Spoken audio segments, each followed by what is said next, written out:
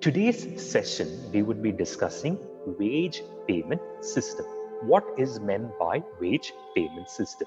Wage payment system refers to the framework of policies, procedures, rules, regulation, guidelines for paying remuneration.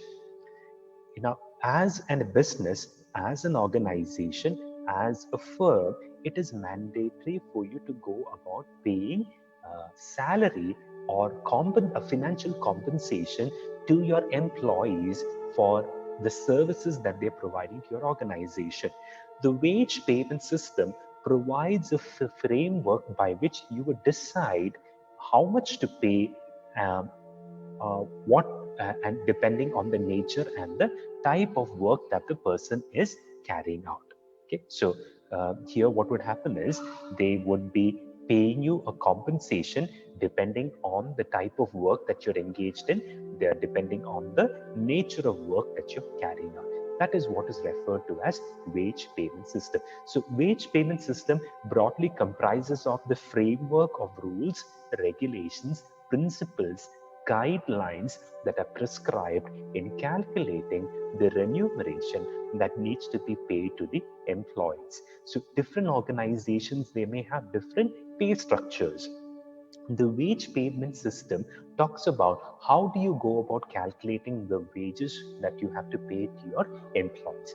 Now, here I want to bring about a differentiation because usually we have two categories of employees in an organization, or we have two categories of labor classes in an organization. We have the salaried employees, and then we have the laborers. So salaried employees, what happens is they are paid a fixed compensation for the kind of services or the kind of work that they carry out. Now, in those scenarios, the payment system may not be very exclusive. The reason being, since they are paid salary on a month-on-month basis, theirs would be a more well-defined and a well-organized structure. Wage is something that you have to pay to your laborers, and wage is a very dynamic component. It would vary depending on the kind of work that is being carried out. So because we have this aspect in place, wage computation would be a little bit more rigid, and it will be a little bit more complex, because of which it is mandatory for you to define the wage payment system. Now, let's talk about what are the requirements for wage payment system. The first and primary requisite for having a good wage payment system in your organization is that it should encourage qualitative and quantitative work in your organization. So it should motivate your employees, it should motivate your labor caste to come and put in their best. Okay, so they should be able to produce uh, quality products. At the same time, you should be expecting a minimum level of productivity for them. So it should ensure that the quality of the product is sustained. At the same time, the quantity of product is also sustained. So both the aspects has to be balanced. So that's what happens in wage payment system. So it should encourage qualitative as well as quantitative work. The next requisite for wage payment system is that it should be satisfactory for employee and the employer. The guidelines that are prescribed as a part of your wage payment system, it should be acceptable by the employees as well as the employer.